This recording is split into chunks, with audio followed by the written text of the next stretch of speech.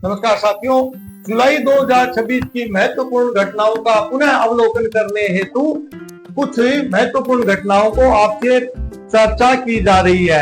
मेरा निवेदन है आपसे कि वीडियो को अंत तक देखें, लाइक करें, शेयर करें और सब्सक्राइब करें। भव्य योजना, रसायन योजना को मंजूरी। केंद्र सरकार ने रसायन एवं पेट्रोकेमिकल उद्योग को बढ़ावा देने के लिए भव्य योजना के तहत लगभग 3030 करोड़ की योजना को मंजूरी दी है। इसका उद्देश्य देश में रसायन उद्योग का विस्तार, निवेश बढ़ाना और रोजगार के नए अवसर पैदा करना है।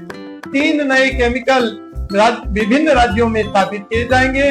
इन पार्कों से रसायन उद्योग को आधुनिक सुविधाएं मिलेगी, उत्पादन बढ़ेगा और भारत वैश्विक केमिकल हब बनने की दिशा में आगे बढ़ेगा। साथ ही बात करते हैं भारत न्यूजीलैंड संबंधों की, तो प्रधानमंत्री श्री नरेंद्र मोदी की न्यूजीलैंड यात्रा के दौरान दोनों देशों ने व्यापार, शिक्षा, कृषि, रक्षा और तकनीक के क्षेत्र में सहयोग बढ़ाने पर सहमति जताई है।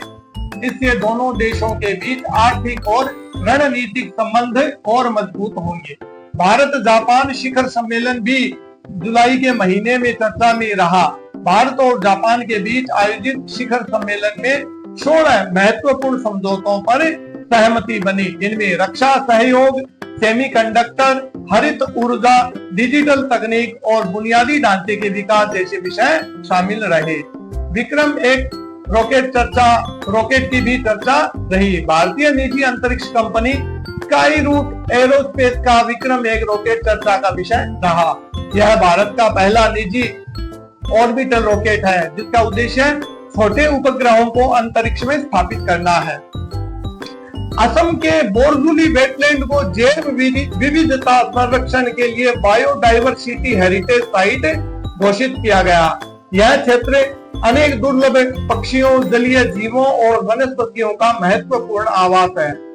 नीति आयोग ने आयुर्वेद को वैश्विक स्तर पर बढ़ावा देने के लिए ग्लोबल आयुर्वेद रोड मैप जारी किया। इसका उद्देश्य अनुसंधान, शिक्षा, गुणवत्ता मानकों और अंतर्राष्ट्रीय सहयोग को बढ़ाना है। सरकार ने प्रधानमंत्री गरीब कल्याण अन्न योजना के तहत वितरित किए जाने वाले चावल की गुणवत्ता के मानकों में संशोधन किया, ताकि लाभार्थियों को बेहतर गुणवत्ता का खाद्यान्न मिल सके।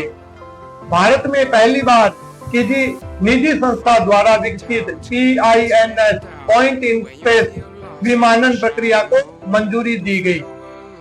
इससे खराब मौसम में भी विमान अधिक सुरक्षित और सटीक तरीके से उड़ान भर सकेंगे तथा हवाई संचालन की दक्षता बढ़ेगी। कर्मचारी भविष्य निधि संगठन EPFO ने वर्ष 2026 के लिए नई सुविधाओं और डिजिटल सुधारों पर कार्य शुरू किया।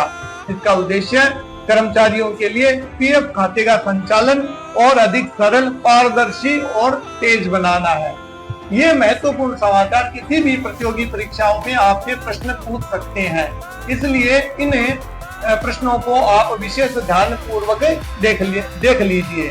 और बाकी आपको इस वीडियो के बारे में आपके क्या विचार है वो आप हमारे कमेंट बॉक्स में आकर के सूचित करें। वीडियो को लाइक करें, शेयर करें और बेल आइकॉन दबाना ना भूलें।